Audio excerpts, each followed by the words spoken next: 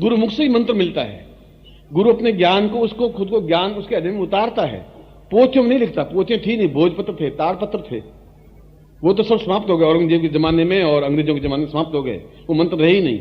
मंत्र केवल वो रहे जो गुरु ने शिष्य को सिखाया, शिष्य ने याद कर दिया, शिष्य ने फिर वो गुरु बना, उसने अपने शिष्य को मौखिक याद करवाया। इसलिए मौखिक परंपरा, यजुर्वेद या ऋग्वेद पूरे मौखिक याद थे। आज भी मैं पूरा यजुर्वेद कंठस्थ बिना किताब पढ़े पूरा यजुर्वेद आपके सामने पाठ कर सकता हूं, भले इसमें 14 घंटे लगेंगे। पूरा यजुर्वेद पूरा कंठस्थ कर सकता हूं, पूरा कंठस्थ बोल सकता हूं। मुझे पोथी देखने की जरूरत नहीं है कि उस जमाने में पोथी तो देते ही नहीं थे। तो मैं ये सब याद करना है आज दिन भर में 8 पेज, उसका अगला मंत्र बाद में कल दूंगा। ये 8 पेज आज याद करने हैं, फिर शाम को रोटी मिलेगी तुम्हें। वे साधना जिंदा रही, इसलिए वो ज्ञान जिंदा रहा। पोथियों में ज्ञान वो नहीं है जो मैं बोल रहा हूं आपको। और हो तो आप जाइए, पन्ना लाइए, मंत्र महोदय मंत्र महाराणा कई ग्रंथ हैं। आप बाजार जाइए, कल चावड़ी बाजार जाइए, ग्रंथ लाइए, बता दीजिए कि ये कैसे, ये मंत्र आप देख लीजिए गुरु जी ये है, बताइए आप। इसका मतलब ये नहीं कि मैं महान हूं, मैं ये कह रहा हूं कि जो ज्ञान है वो आपके तक पहुंचे। गुरु ने मुझे तो पहुंचाया, मैं आप तक पहुंचा रहा हूं। वो मेरे गुरु थे, मैं आपका गुरु हूं, मैं भी आपको दे रहा हूं। और विज्ञान के उपकरण हैं, उसमें संग्रहित कर रहा हूं। आपको मौखिक स्मरण शक्ति कमजोर है तो उसके माध्यम से आपके पास ज्ञान रहे, आपके आने वाली पीढ़ी तक जिंदा रहे वो चीज। ये बहुत चीज, मामूली चीज नहीं है। बार बार इस बात को दोहराता हूं, बार बार इस बात को कहता हूं। दर्द है केवल इतना ही दर्द है कि ज्ञान मेरे साथ खत्म नहीं हो जाए। जो कुछ बड़ी मुश्किल से प्राप्त किया है वो जिंदा रहे, और आप सब लोग उसके लिए प्रयत्नशील हैं। इसलिए आप आए हैं। ये आप लोगों की श्रेष्ठता है कि आप यहां आए हैं सर्दी में। ये मेरा सौभाग्य है कि मैं आपको ऐसा ज्ञान दे रहा हूं। मैं एक बार फिर आपको हृदय से इस महाकाल का चिंतन समझाते हुए इस मंत्र को मैं आपको दूंगा, और उस मंत्र को आपको उच्चारण करना है।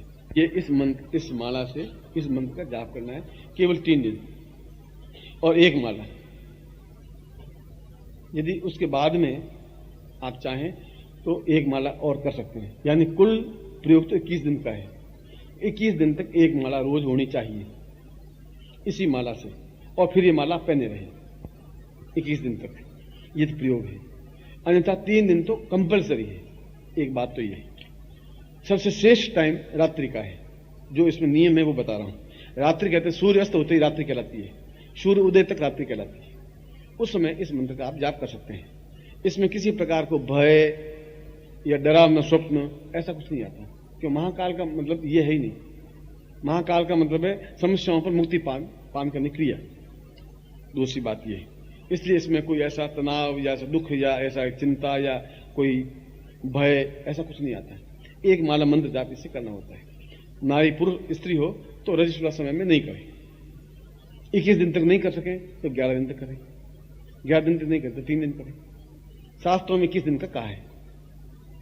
मुझे भी चाहिए आपको साफ बताना कि 21 दिन तक आपको करना चाहिए। यदि आप कहीं जाएं तो यंत्र अपने साथ लेते जाएं, ये मंत्र आप साथ लेते जाएं और वहां बैठकर मंत्र जाप कर सकते हैं। मुश्किल से 5 मिनट से ज्यादा मिनट लगेंगे नहीं।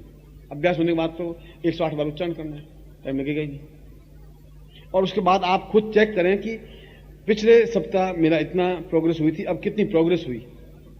ये समस्या थी, ये समस्या में मुक्ति हुई कि नहीं। जब मंत्र जाप शुरू करें तब अपनी समस्या को भी बोले। संकल्प का मतलब है कि ये अर्जेंट समस्या जो भी आई हो पहले वो बोले, बाकी समस्या में मुक्ति होगी। और एकदम से कोई प्रॉब्लम आई हो तो कहे कि ये प्रॉब्लम मेरी तुम दूर होनी चाहिए।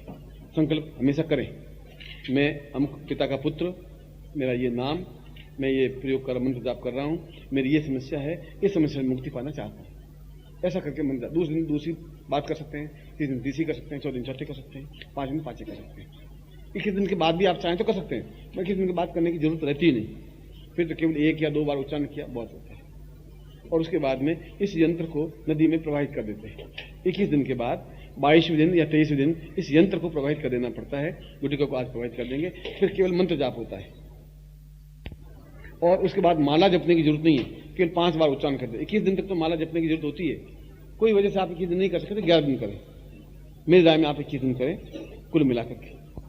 अभी मंत्र बोल रहा हूं, आप मेरे साथ बोलेंगे। और पहले मैं समझाऊं, आप समझ लो, क्योंकि मंत्र उच्चारण सही होना चाहिए। मंत्र उच्चारण सही नहीं होगा। मैं बोलूंगा, आप बोलना नहीं।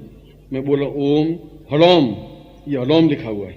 दूसरी बार भी हलोम लिखा हुआ है, फिर होम लिखा हुआ है, फिर होम लिखा हुआ है, फिर महाकालाय लिखा हुआ है, फिर फट लिखा हुआ है।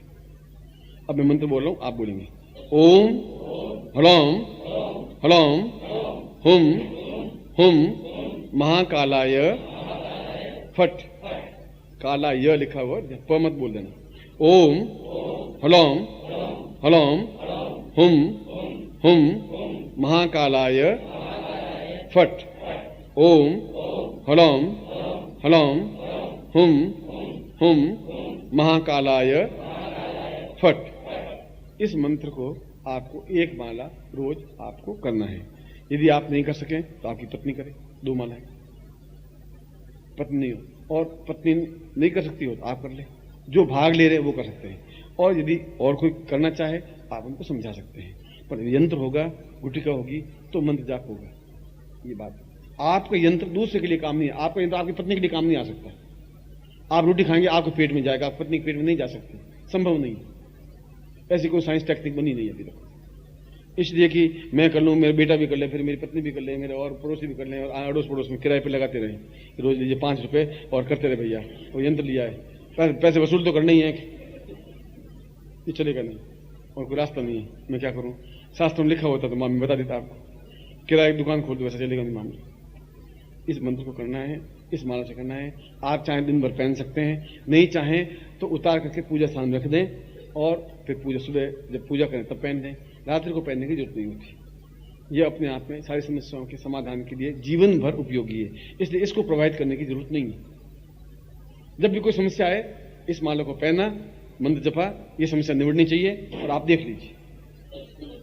ऐसा जैसे रामबाण की तरह काम करती है चीज, ऐसा मैंने इसको अनुभव किया है। अब गुरु प्रार्थना सबसे इसको नीचे रख देते हैं।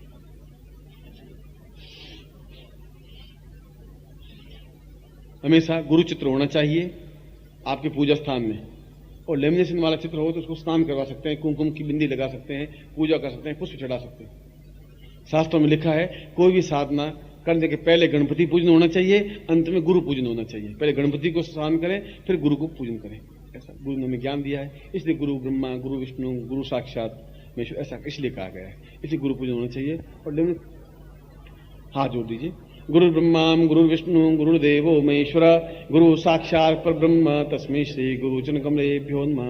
ध्यान मूलम गुरु मूर्तिर पूजा मूलम गुरुपदम मंत्र मूलम गुरु वाक्यम मोक्ष मूलम गुरु कृपा। तत्र गुरुम आवाहयामि स्थापयामि तत्र स्नानं समर्पयामि स्नानान्ते पयस्नानं समर्पयामि पयस्नान्ते दधिस्नानं समर्पयामि दधिस्नानान्ते घटस्नानं समर्पयामि घटस्नानान्ते मधुस्नानं समर्पयामि मधुस्नानान्ते शर्करा स्नानं समर्पयामि शर्करा स्नानान्ते पंचाम स्नानं समर्पयामि पंचम स्नानान्ते सुदुदम गंगे च यमुने चैव गोदावरी सरस्वती नर्मदे सिंधु कावेरी जलेस्मिन् सन्निधि कुरु गंगाजल स्नानं समर्पयामि प्रक्षयामि प्रक्षयामि तत्रादो यज्ञोपवीतं समर्पयामि यज्ञोपवीतमिति परमेश्वरी लिंगोपवीतां धारणे विनियोग यज्ञोपवीतान्ते वस्त्रं समर्पयामि युवासु वासु परिभीत आगासस्यान् भुजायमान तन् धीरास निसाध्यो मनसा देवयन्त वस्त्रान्ते वस्त्रं समर्पयामि तत्रादो पुष्पमाल्यं समर्पयामि सुमाल्यानि सुगन्धीनि मालत्यादीनि प्रो मया हरन् पूजार्थं पुष्पाणि पुष्पाणि पुष्पान्ते दक्षिणां समर्पयामि दक्षिणान्ते प्रदक्षिणां यानि कानि च पापानि ज्ञाता ज्ञातकृतानि च तानि तानि सन्ति प्रदक्षिणां पदे पदे दक्षिणान्ते प्रार्थयेत त्वमेव माता च पिता त्वमेव त्वमेव बन्धुश्च सखा त्वमेव त्वमेव विद्या।